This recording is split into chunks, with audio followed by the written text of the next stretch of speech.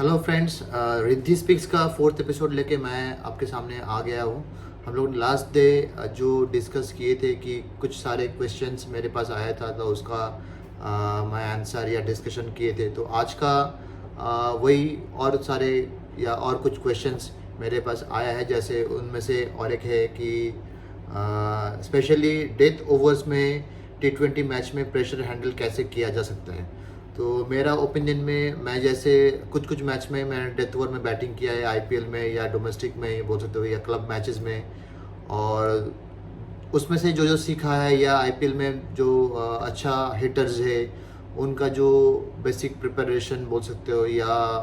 उनका थिंकिंग, उनके साथ बात करने के बाद जो मैंने नॉलेज गैदर किया, तो उसमें से ही बोल सकता हूँ कि नॉर्मली डेथ ओवर में सब कोई बाउंड्री एक्सपेक्ट करते हैं और बॉलर्स को भी पता रहता है कि उस टाइम में बैट्समैन कौन सा शॉट खेल सकता है। क्योंकि अभी जैसे वीडियो एनालिस्ट आने के बाद सबका स्ट्रॉन्ग पॉइंट, वीक पॉइंट सब कोई जानता है। तो उसमें से जो बैट्समैन है उनका एबिलिटी तो एक तो टॉप नॉच होना ही चाहिए। जैसे अगर मेरा एरिया में बॉल गिरता है तो मुझे बाउंड्री में कन्वर्ट करना है। तो ये एक एस्पेक्ट में मैं बोलना चाहता हूँ कि अगर आपको बाउंड्री या सिक्स हिटिंग एबिलिटी आपके पास है तो उसमें से आपको पहला सबसे पार्ट जो मेन है कि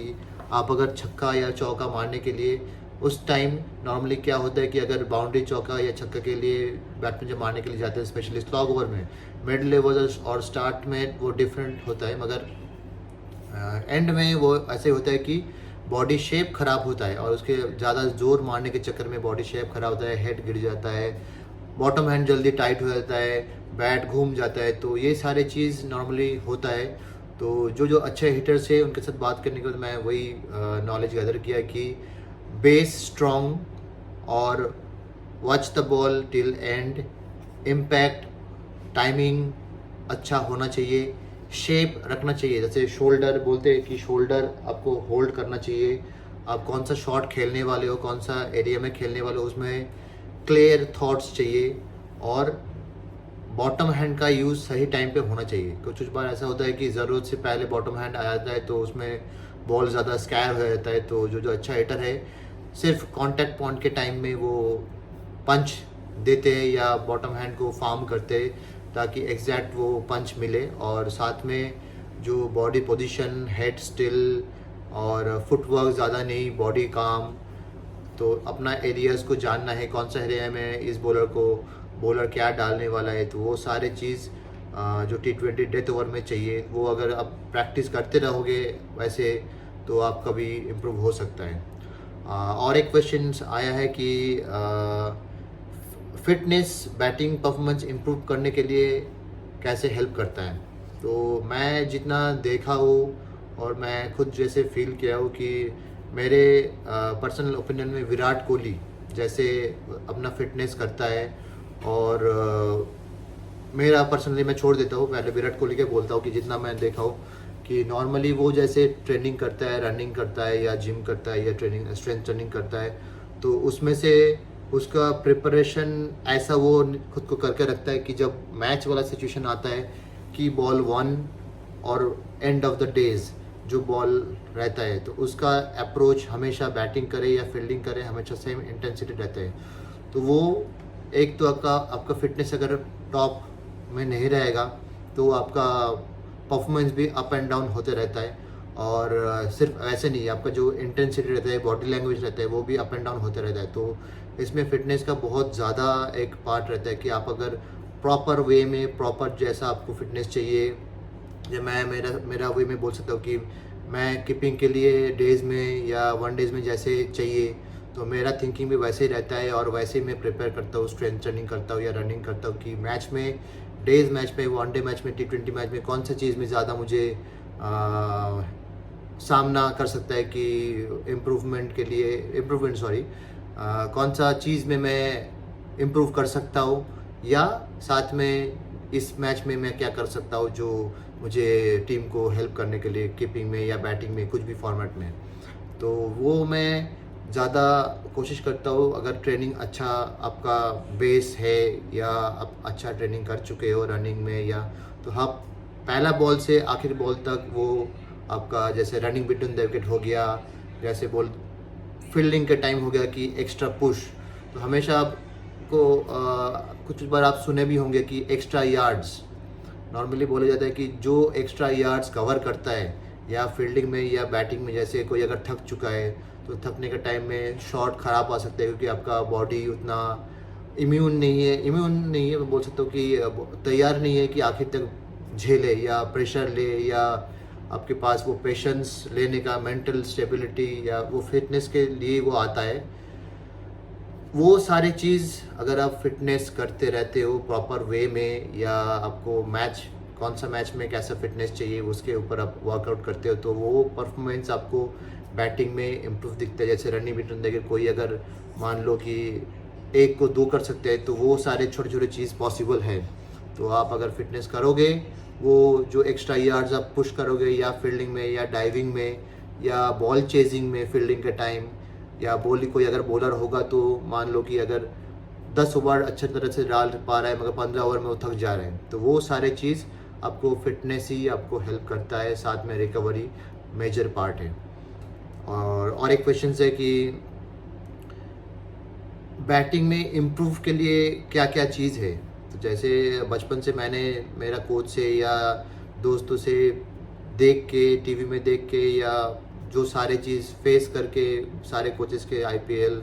इंडियन टीम, क्लब मैचेस, सारे कोच के साथ बात करने के बाद जो मैंने फील किया है कि एक तो आपका बेसिक एक स्ट्रांग होना ही है। आपका बेसिक अगर स्ट्रांग होगा तभी आप कोई भी फॉर्मेट खेल सकते हो, टेस्ट मैचेस या 4 डेज मैचेस, 1 डे या T20, क्योंकि अगर बेसिक अगर स्ट्रांग है तो आप हर शॉट खेल पाओगे, हर सिचुएशन में आपको अडाप्ट कर पाओगे। तो वही मेन चीज़ है, अगर आपका बेसिक स्ट्रांग होना चाहिए हर चीज़ में, और साथ में काम एंड कंपोज थॉट प्रोसेस। ऐसे नहीं कि आप मान लो चेजिंग कर रहे हो, कुछ टाइम ऐसा होता है कि 10 ओवर में 100 रन चाहिए, कोई सोचता है हर ओवर में मुझे मारना है तो जल्दी वो मारना चालू करते हैं, मगर जो काम एंड कूल है वो वैसे सोचते हैं कि 60 बॉल में 100 बनाना है। तो ये सारे चीज़ कैसे आप मतलब हर एक का डिफरेंट वेज है। तो आप अगर वैसे डिवाइड कर दोगे कि 60 बॉल में 100, तो उसमें से अगर बाउंड्री कितना मारना होगा, बाकी रोटेट करना है, तो ये सारे चीज़। और साथ में जो ड्रिल्स आप करते हो ऑफ सीजन में या जो ड्यूरिंग सीजन भी, तो उसमें भी मान लो कि कोई नेट सेशन चल रहा है, उसमें हमेशा आपका अप्रोच वैसा ही होना है कि आप मैच में बैटिंग कर रहे हो या कीपिंग कर रहे हो या बॉलिंग कर रहे हो, तो उसमें आपको आउट नहीं होना है एज अ बैट्समैन। आप कोई कैसे भी बॉलर को फेस कर रहे हो, या नेट कंडीशन या विकेट डिफरेंट है, ख़राब है, अच्छा है, सीमिंग कंडीशन है, मगर कोशिश हमेशा वैसे रहना है कि बैटिंग में आप मैच में जैसे करोगे प्रैक्टिस में भी वैसे ही अप्लाई करना है। कुछ बैट्समैन ऐसे करते हैं कि नॉर्मली नेट में जाके बहुत सारे शॉट्स खेलते हैं, वो जाके मैच में भी कोशिश करता है मगर मैच में होता नहीं है, क्योंकि एक जो मैच वाला प्रेशर रहता है या जो टीम का नीड रहता है उस टाइम, वो डिफरेंट वे में सोचने चालू कर देता है। तो वो सारे चीज़ नेट से ही पॉसिबल होगा, मगर अगर नेट में आप आउट नहीं होंगे तो वो सेम चीज़ मैच में भी कैरी करता है। वो आउट ना होने का जो थॉट या प्रिपरेशन आपका जो इतने दिन से आप करके आए हो बचपन से, तो वो उधर से ही अच्छा होता है। तो ड्रिल्स एक तो है आपका कैसे आपको रेडी करते हो आप खुद को मैच के लिए या कोई भी अच्छे टूर्नामेंट के लिए, या बोल सकते हो फाइनल मैचेस के लिए, सेमीफाइनल मैचेस के लिए। तो ये सारे चीज़ है जो आपको इम्प्रूव कर सकता है। और एक क्वेश्चन आया है मेरे पास कि मेरा one of the challenging inning जिसमें मैंने डिफ़िकल्टी फेस किया है। तो इनिशियल मैंने जो बहुत सारे मैचेस तो खेले ही है, मगर उसमें से वन ऑफ द मेमोरेबल है, जैसे मैंने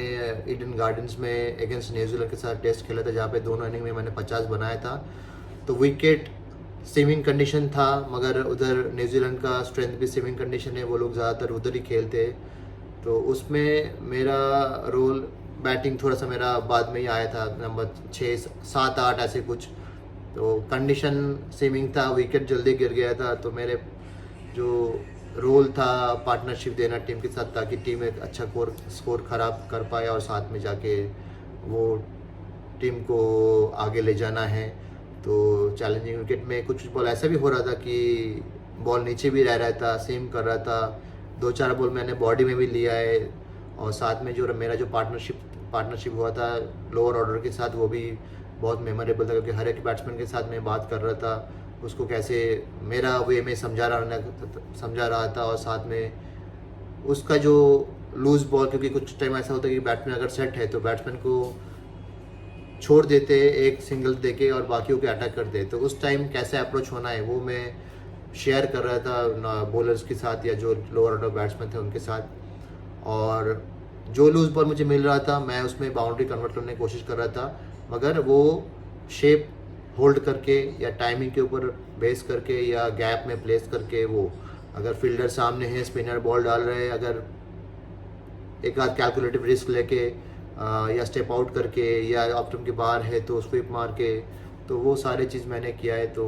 ये one of the memorable inning है। वैसे बहुत सारे इनिंग हैं, मगर ये तुरंत याद आया तो ये मैंने शेयर किया। और बहुत सारे क्वेश्चंस और भी है, तो आज के लिए इतना सही काफ़ी है। तो बाकी सारे क्वेश्चंस को लेके नेक्स्ट वीडियो में या बाकी और कभी मैं डिस्कस करूँगा। तो आज के लिए बाय बाय।